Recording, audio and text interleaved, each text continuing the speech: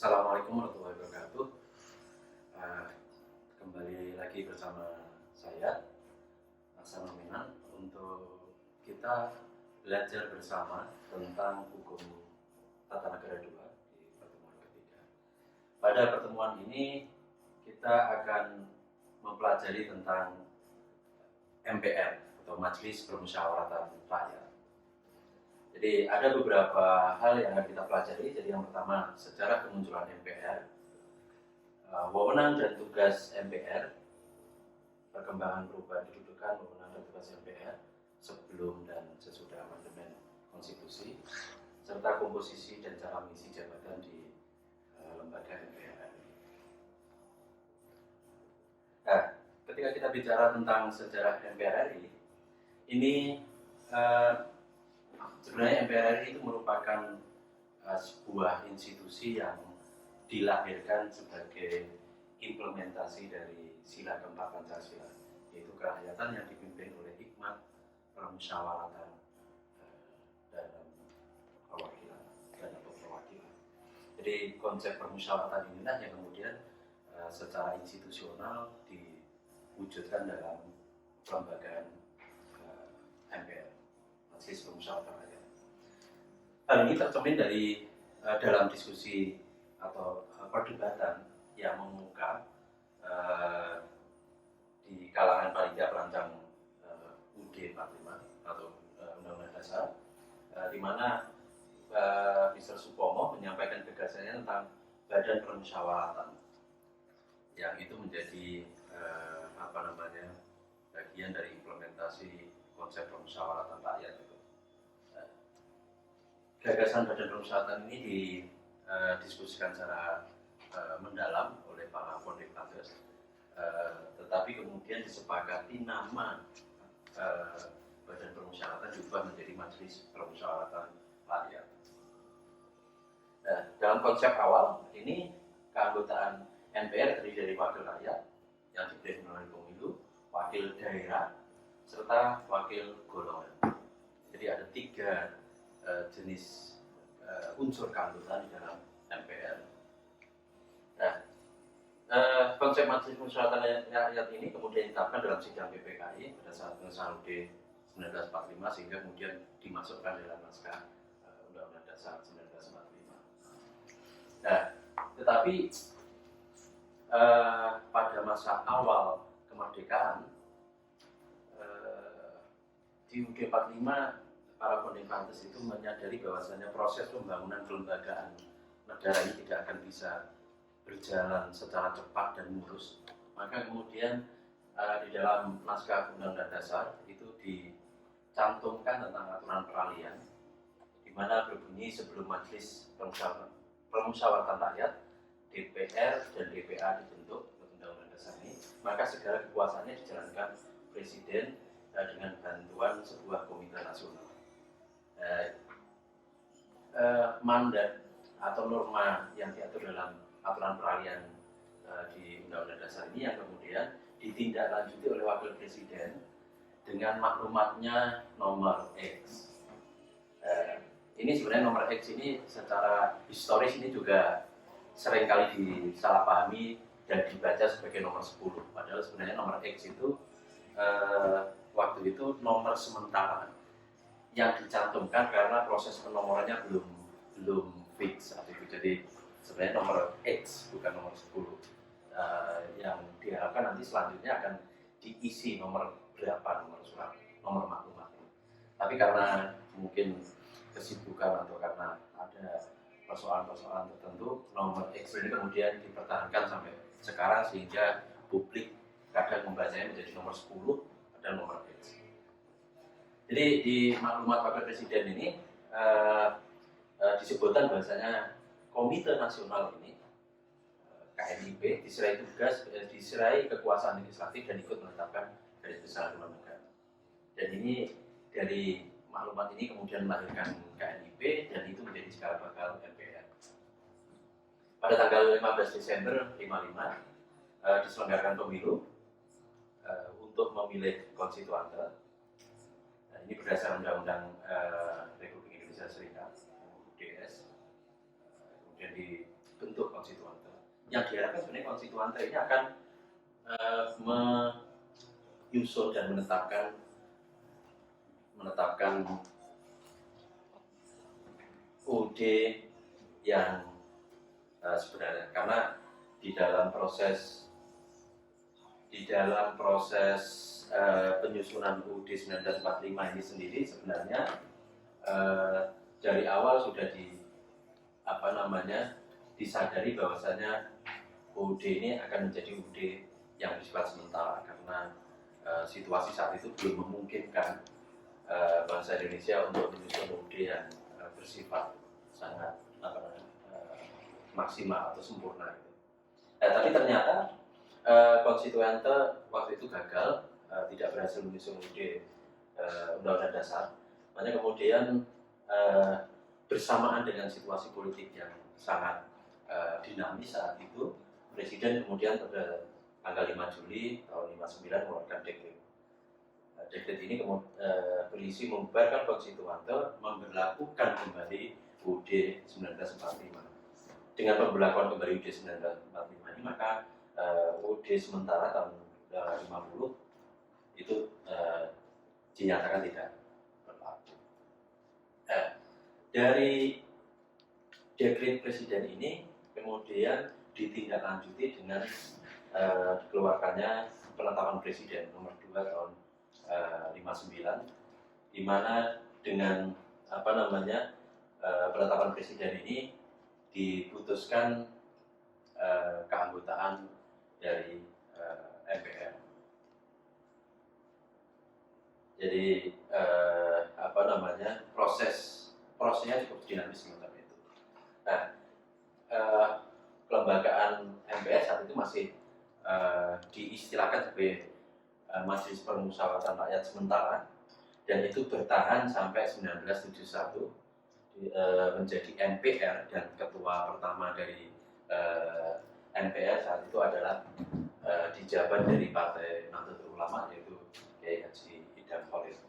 Kiai Haji Idham Holik ini menjadi ketua MPR pertama. Ketua MPR pertama. Bukan MPRS, ya, MPR. Selanjutnya kita akan mendiskusikan tentang kelembagaan MPR yang selama ini dianggap menjadi salah satu bagian dari sistem parlemen, dari kelembagaan parlemen. Ini membawa konsekuensi apa terhadap desain sistem keparlemenan kita? Jadi jika sebelum amandemen konstitusi itu MPR dianggap menjadi diposisikan sebagai lembaga tertinggi negara, kemudian kekuasaan MPR sebagai manifestasi dari kedaulatan rakyat itu didistribusikan kepada DPR, Presiden, dan lembaga-lembaga tinggi negara lain. Tetapi pasca amandemen konstitusi itu kelembagaan MPR kemudian dijadikan sebagai lembaga tinggi negara dan tidak ada lagi lembaga tertinggi negara. Lembaga tertinggi negara itu menurut Prof. Ini itu adalah konstitusi itu sendiri, UUD 45. Nah, ketika MPR menjadi lembaga tinggi negara dan dia menjadi salah satu bagian dari lembaga parlemen, kira-kira dampaknya terhadap sistem keparlemenan kita seperti apa? Dan ini menimbulkan beberapa perbedaan pendapat di kalangan para ahli. Jadi ada yang mengatakan bahwasannya sistem keparlemenan Indonesia itu menganut unikameral, ada yang mengatakan bikameral, ada yang mengatakan trikameral. Yang mengatakan unikameral atau satu kamar, parlemen satu kamar itu muncul sebenarnya di dalam naskah akademik amandemen konstitusi. Disebut bahasanya sistem keparlemenan kita sebenarnya tunggal. Tetapi Prof. Sofyan Effendi dan Prof. Dahlan Taib itu mengatakan sebenarnya kita itu bikameral, ada dua kamar di dalam parlemen kita, yaitu kamar DPR dan kamar DPD.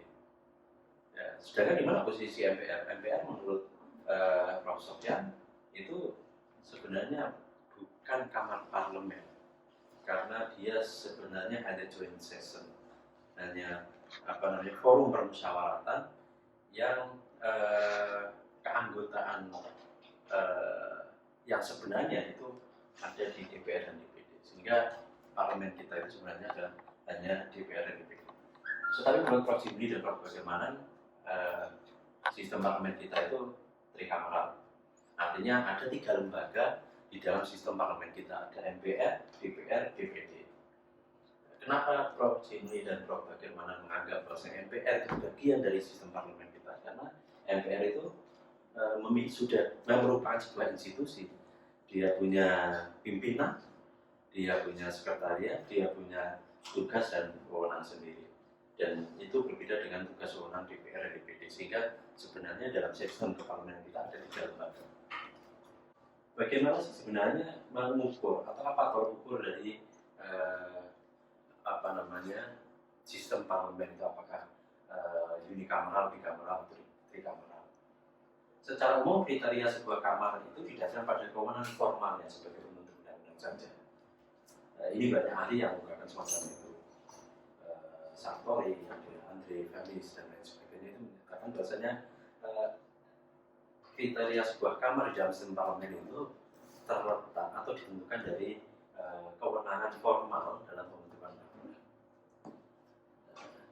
Kalau mengikuti teorinya Montesquieu tentang kilas politika, maka kewenangan pembentukan undang-undang itu atau kewenangan legislasi itu ya hanya ada di lembaga legislatif, ada di DPR.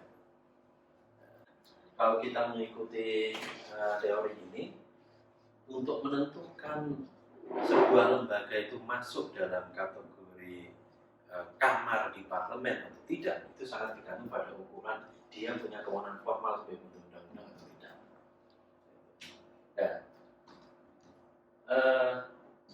Tetapi Aren Lippard itu mengatakan bahwasannya untuk menentukan kriteria kamar dalam sistem parlemenan itu sebenarnya tidak hanya didasarkan pada kewenangan formal pembentukan undang-undang, tapi juga kewenangan formal lainnya yang dimiliki oleh kedua kamar itu. Nanti kalau kita merujuk pada pendapat Lippard ini, MPR masih bisa disebut sebagai kamar dalam parlemen. Kenapa? Karena dia meskipun dia tidak membentuk undang-undang, tapi dia punya kewenangan untuk mengubah undang-undang dasar. Di samping itu, kalau kita lihat untuk menyambung dari pendapatnya Lippard tadi, kalau kita merujuk pada pendapatnya Patrick, itu fungsi atau kewenangan formal dari parlemen itu ada 2, ada representatif, ada fungsi deliberatif. Fungsi representatif itu fungsi utama parlemen sebagai lembaga yang memiliki kewenangan untuk membentuk undang-undang. Sedangkan fungsi deliberatif itu fungsi pengawasan. Jadi lembaga seperti DPD itu dia punya fungsi deliberatif, dia punya MPR juga punya fungsi deliberatif. Kenapa? Karena MPR bisa mengawasi presiden dalam menjalankan undang-undang dasar dan bisa memberikan sanksi kepada presiden jika melanggar undang-undang dasar. Jadi kalau kita lihat pendapatnya Lippard dan disambung dengan teorinya Friedrich ini,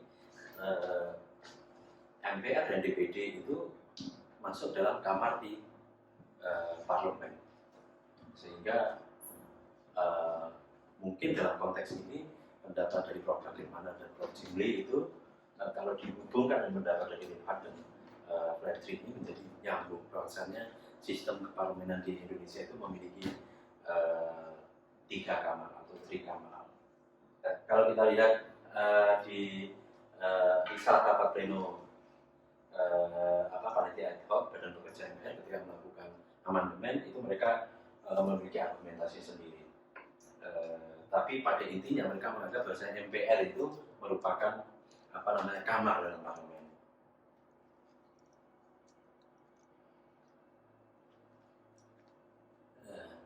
Ini nanti bisa dibaca lebih lanjut. Nah, kalau kita petakan sekarang ini sistem kamar di dalam parlemen kita ada 3 ini. Jadi ada DPR, DPD, MPR.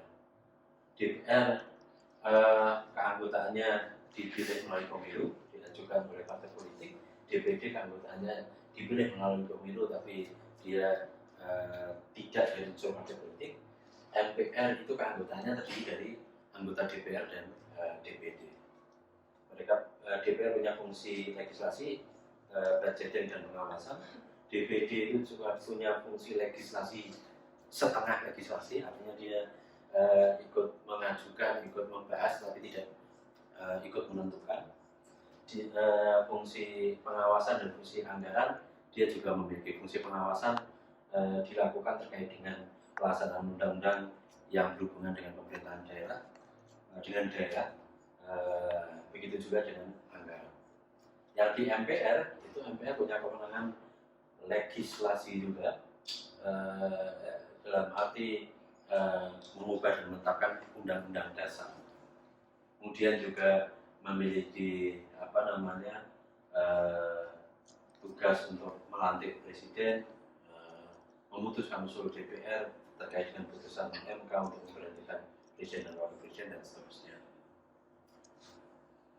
Jadi keberadaan MPR pasca amandemen ini MPR mengalami beberapa perubahan. Yang pertama, susunan keanggotaan MPR itu berubah dari awalnya di keanggotaan MPR dari putusan representasi politik dari partai politik, anggota DPR, kemudian putusan daerah dan putusan golongan. Sekarang ini berubah menjadi keanggotaan MPR berasal dari DPR dan DPD, artinya representasi politik dan representasi daerah. Tidak ada lagi representasi golongan. Itu perubahan pertama. Perubahan kedua itu kewenangan MPR juga mengalami perubahan, mengalami pengurangan. Jadi kewenangan MPR sebelumnya untuk memilih dan menetapkan presiden dan wakil presiden ini dihilangkan karena presiden dan wakil presiden dipilih secara langsung melalui pemilu. Terus kewenangan menetapkan GBHN juga dihilangkan. Itu perubahan yang dialami oleh MPR pasca amandemen, perubahan kedua. Yang ketiga, ini terkait dengan diadopsinya pemisahan kekuasaan atau separation of power. Jadi kalau sebelumnya MPR itu menjadi lembaga tertinggi, kemudian kekuasaannya didistribusikan ke DPR, presiden, dan lembaga-lembaga tinggi negara yang lain. Ini pasca amandemen konsep distribution of power diubah menjadi separation of power, sehingga MPR itu menjadi satu kamar parlemen, terus di luar parlemen lembaga legislatif itu ada eksekutif, ada yudikatif. Jadi ada perubahan struktur ketatanegaraan kita pasca amandemen, dan itu berdampak pada kedudukan MPR, tidak lagi menjadi lembaga tertinggi negara sebagai akibat dari pelaksanaan prinsip separation of power. Yang keempat, ini diadopsinya prinsip pemilihan presiden dan wakil presiden secara langsung. Di dalam amandemen konstitusi disebut bahwasannya, diatur bahwasannya presiden dan wakil presiden dipilih secara langsung. Akibatnya maka kewenangan MPR untuk memilih presiden dan wakil presiden dihilangkan, karena itu kewenangan itu dikembalikan kepada rakyat secara langsung. Jadi pasca amandemen itu terdapat beberapa pengurangan kewenangan atau reduksi kewenangan MPR. Jadi yang pertama, kewenangan untuk mengubah dan kewenangan untuk mengubah dan menetapkan UUD itu tetap. Jadi ini yang tetap. Jadi yang 4 tadi yang berubah atau yang dikurangi, terus ini yang masih bertahan. Jadi MPR masih punya wewenang untuk mengubah dan menetapkan UUD, melantik presiden dan wakil presiden, memberhentikan presiden dan wakil presiden, memilih presiden dan atau wakil presiden dalam hal terjadi kekosongan di dalam masa jabatan atau PAW. Pasca amandemen konstitusi, sebenarnya saya sebutkan sebelumnya, Indonesia menganut separation of power atau pemisahan kekuasaan. Jadi tidak lagi distribution of power. Sebagai akibat dari pemisahan kekuasaan ini, maka DPR tidak lagi, Presiden tidak lagi dapat membubarkan DPR, dan Parlemen tidak bisa menjatuhkan Presiden. Jadi akibat dari penerapan separation of power itu, maka kekuasaan dari masing-masing lembaga, legislatif, eksekutif, yudikatif itu sama-sama kuat, dan antara legislatif dan eksekutif tidak bisa saling menjatuhkan. Nah, apa saja wewenang dan tugas MPR pasca amandemen konstitusi? Ini bisa kita lihat di Undang-Undang Nomor 17 tahun 2014. Jadi ada 6 kewenangan MPR. Yang pertama, mengubah dan menetapkan UUD, melantik presiden dan wakil presiden, impeachment, C. Kemudian yang D, melantik wakil presiden menjadi presiden apabila presiden mangkat atau berhalangan tetap. Kemudian memilih wakil presiden dari 2 calon yang diusulkan oleh presiden apabila terjadi kosongan jabatan wakil presiden. Jadi kalau presidennya diimpeach atau mangkat, wakil MPR melantik wakil presiden menjadi presiden. Terus MPR juga punya kewenangan memilih calon wakil presiden dari calon yang diajukan oleh presiden yang dilantik ini tadi. Yang terakhir kewenangannya adalah memilih presiden dan wakil presiden apabila kedua-duanya mangkat, berhenti, dan diberhentikan dan sebagainya secara bersamaan. Jadi melakukan PRW satu paket presiden dan wakil presiden apabila mereka berhalangan secara bersamaan. Sedangkan tugasnya itu diatur dalam pasal 5 Undang-Undang 17, itu ada 4 tugas, meliputi memasyarakatkan ketetapan MPR, sosialisasi ketetapan MPR. Sekarang ada forum 4 pilar, sosialisasi 4 pilar, memasyarakatkan Pancasila, mengkaji sistem ketatanegaraan, UUD, serta pelaksanaannya setelah mendengar aspirasi masyarakat. Yang terakhir, bagaimana komposisi dan cara pengisian jabatan di MPR, terutama kepimpinan. Jadi kalau susunan keanggotaan MPR dalam naskah UUD 45 sebelum amandemennya ada 3, setelah amandemen diubah jadi ini.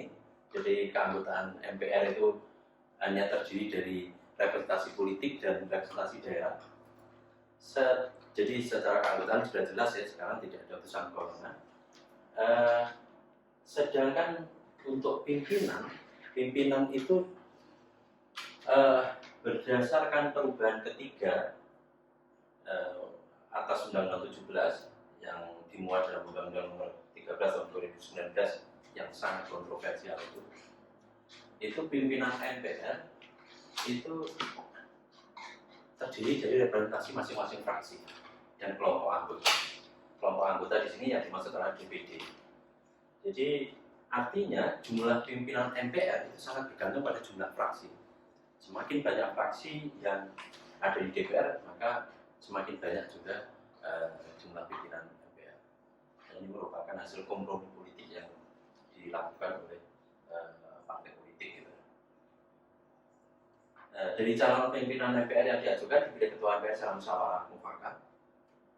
Jadi masing-masing fraksi dan DPD itu mengajukan calon untuk dipilih jadi ketua MPR.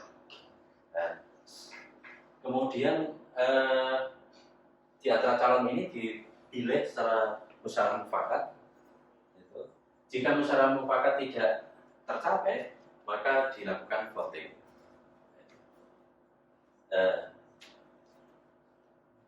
Ketika sudah terpilih satu ketua MPR, maka calon yang lain itu menjadi atau ditetapkan menjadi wakil ketua MPR. Jadi artinya sekarang ini dalam sistem kepemimpinan MPR, semua fraksi dan DPD itu memiliki representasi yang memiliki representatif yang duduk di dalam kepemimpinan MPR. Adapun sebelum pimpinan MPR terbentuk itu sidang paripurna MPR pertama kali dipimpin oleh pimpinan sementara yang berasal dari anggota MPR yang tertua dan termuda. Itu tidak ada perubahan.